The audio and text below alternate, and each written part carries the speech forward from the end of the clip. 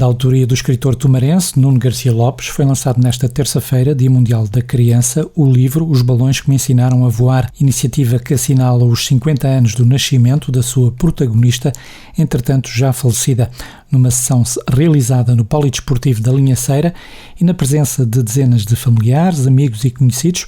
Filipe Lopes fez a apresentação inicial da sessão, lembrando que nem sempre há palavras para recordar aqueles que já partiram.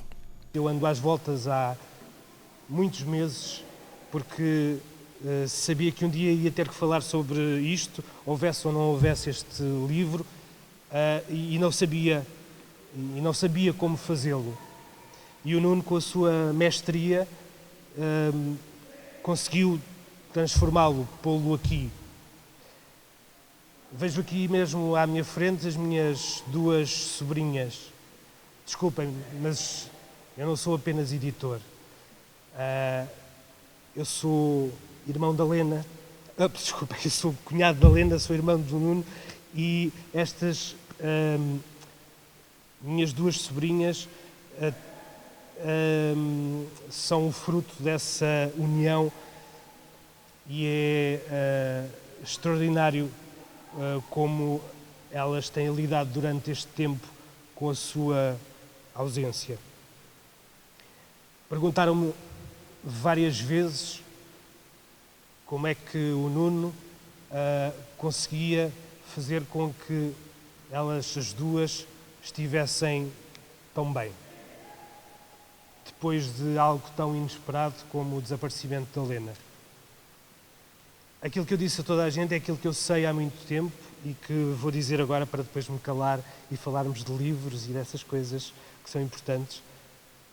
Aquilo que eu sempre disse foi que o Nuno e a Lena criaram a Mariana e a Catarina de uma forma que fez com que, por uma infelicidade daquelas que acontecem tão raras vezes, se calhar não tantas quanto gostaríamos, conseguissem elas próprias estar tão preparadas quanto possível para algo tão inesperado como aquilo que aconteceu. O Nuno tem feito um trabalho enorme com elas, com a Lena em conjunto também o fizeram, e elas são também um orgulho para mim por aquilo que têm feito pela pessoa que está a editar este livro hoje, o autor deste livro, mas sobretudo pelo meu irmão. A dado momento da sua intervenção, o escritor tumarense Nuno Garcia Lopes, autor do livro Os Balões que me ensinaram a voar, recordava a forma como surgiu esta publicação. Este livro surgiu cerca de 2 meses depois, deste dia 23 de março. Surgiu num dia em que eu, como fazia muitas vezes, quando via casa almoçar, estava a voltar para o trabalho, passei pelo cemitério, como fazia regularmente, e depois no caminho olhei para o horizonte e vi uma nuvem. Já não me consigo recordar que imagem é que essa nuvem tinha, não vale a pena perguntarem porque não me recordo. Mas sei que ao olhar para essa nuvem, eu de repente percebi o que tinha que fazer. E pela primeira vez eu chorei desde aquele momento. E foi um choro que não foi propriamente um choro de tristeza, era mais um choro de alegria porque eu tinha percebido, porque eu sabia que precisava de fazer alguma coisa que perpetuasse o legado imenso desta mulher. E queria saber o quê. Sabia que obviamente precisaria de escrever, porque era a única coisa que eu podia fazer, era a única coisa que eu tinha capacidade para fazer de modo que efetivamente ela fosse lembrada. E naquele momento eu tive assim uma espécie de uma epifania. Eu olhei para o horizonte e percebi qual era a história que eu queria contar. Logo passado pouco tempo, o próprio título surgiu na minha cabeça, e o título tem a ver com uma situação real.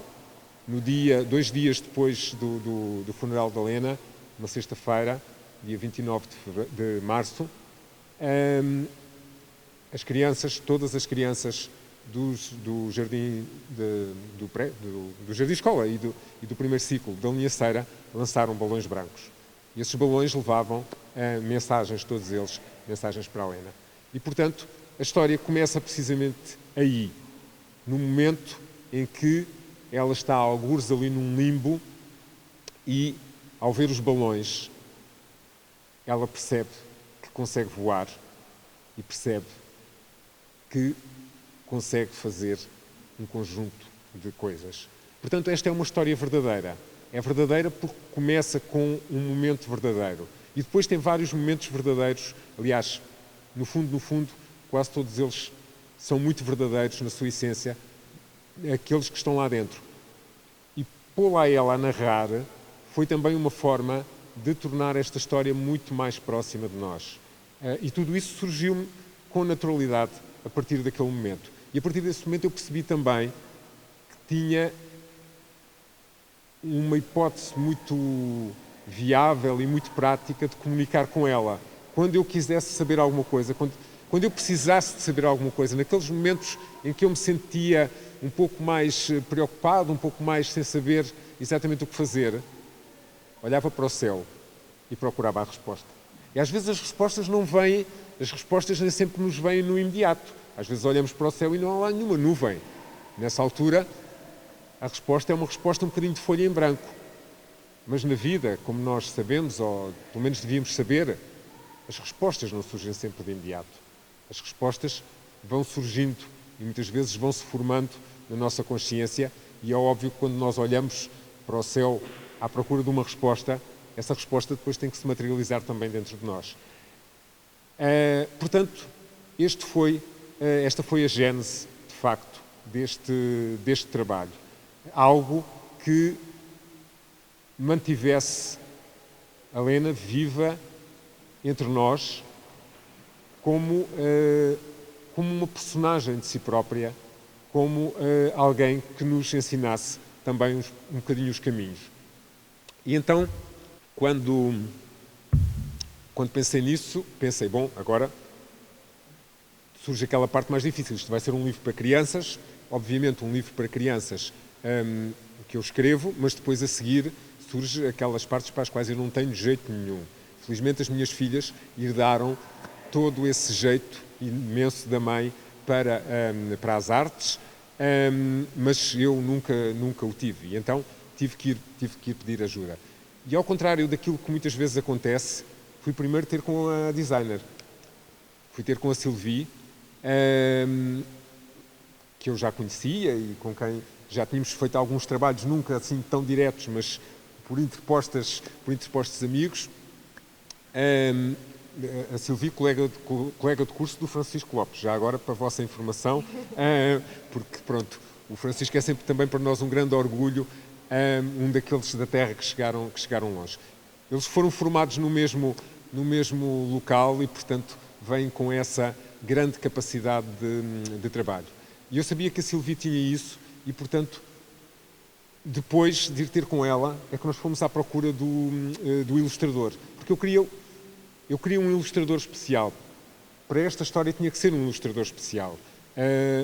Até podia ter ido buscar outras pessoas que eu conhecia, com quem costumava trabalhar e que faria igualmente um trabalho muito bom de ilustração, mas para este livro era preciso aqui um determinado tipo de imagem. Então, foi a Sylvie que me deu 2 ou 3 sugestões e foi muito óbvio, quando começámos a falar sobre elas, chegar à Sara Brito, que hoje, com muita pena dela, não está aqui connosco, porque trabalha em Lisboa e não teve a hipótese de aqui vir. Ainda pensámos na possibilidade, ela sugeriu, de fazer uma videochamada, que ela gostaria imenso de também partilhar um bocadinho convosco, mas com estas mudanças todas não houve também a hipótese de prepararmos isso atempadamente, mas teremos com certeza a oportunidade para um destes dias. Cá temos a Sara, porque depois a Sara já conhece bem a linha Ceira, porque a seguir aquilo que nós fizemos foi combinámos um encontro, marcámos um encontro na linha Ceira, em que estivemos eu, a Sylvie, a Sara, a Patrícia, enquanto presidente da Associação de Pais na altura, também fomos acompanhados pela Mariana e pela Catarina, e então estivemos nos locais que existem neste livro. Estivemos no ATL, antigo, estivemos a olhar para a Pinheira, estivemos a percorrer alguns dos espaços que aqui temos e conversámos bastante. E dessa conversa surgiu depois também algo um bocadinho estranho. Silvia, queres explicar porque é que este livro é estranho? Sílvia Lopes, a designer da obra, explicou depois a razão pela qual o livro foi produzido com uma capa em cartão. Depois desse dia, em que foi um sábado, em que estivemos todos no ATL a visitar, para além dos espaços, o Nuno também nos trouxe os bonecos de feltro que a Helena fazia. Então nós, ao fotografámos os bonecos e ao ver os bonecos percebíamos a dedicação, percebíamos o quão as coisas eram muito aprimoradas, portanto havia ali uma minúcia que tinha que passar para o objeto.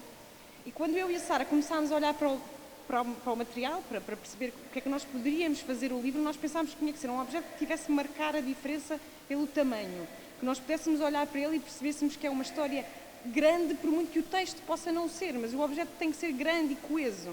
E quando nós começámos a desenhar o objeto em si, nós quisemos que o próprio livro também explicasse a história. Então, por isso é que ele tem uma capa de um cartão de 3 milímetros, que significa a vida, que pode ser dura, mas que nós podemos dar esperança à vida, pondo tinta azul e nuvens. Portanto, é o céu, como o Nuno, quando olhou para o céu, teve a ideia.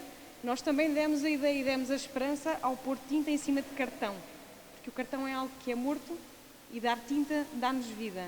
E quando eu decidi que ele não tinha lombada, que eu queria que fosse à vista e que tivesse a linha à vista, porque a vida é dura e, portanto, nós temos que mostrar o que é a vida. Mas quando a vamos folheando, vamos percebendo que a própria história nos dá luz. A história começa na vertical, não é? Com as nuvens. Mas sentimos necessidade de, quando o Nuno, a certa altura da história, o Nuno escreve que a Helena vai para o céu, então rodamos o livro, porque é vertical, é altitude, é tentar que o livro tenha um outro sentido na sua paginação. E isto tudo tem a ver com a conversa que nós desenrolámos, com a minúcia que o próprio texto tinha, que vocês terão a oportunidade de ler e depois perceber tudo o que eu estou aqui a dizer. Mas o interessante de trabalhos em conjunto é isto mesmo, é de nós agarrarmos na história e conseguimos prolongar a mesma história num objeto físico que nós não precisamos de ler a história para começar a entendê-la. E este objeto é uma fotografia da história que nós possamos retirar alguns detalhes e a partir daí ler a história, e quando terminamos de ler a história vamos compreendê-lo ainda melhor e ainda lhe dar outros sentidos. E é o trabalho extraordinário que foi feito aqui. É muito recompensador, tanto para mim, para o Nuno, com certeza, e para a Sara. E é interessante o Nuno ter escolhido a Sara, porque a Sara é uma grande amiga de faculdade. Eu fiz mestrado com o Francisco, mas fiz licenciatura com a Sara. E a Sara é de uma sensibilidade extrema também. Tudo na Sara é sensibilidade. Portanto, é a pessoa ideal para ilustrar esta história e para nós olharmos para a ilustração que a Sara criou da Helena e vocês todos reconhecerem a Helena na sua essência. E a Sara nunca conheceu a Helena. Mas cruzar almas também é isto e é muito interessante e estou muito orgulhosa de Nuno me ter junto neste projeto.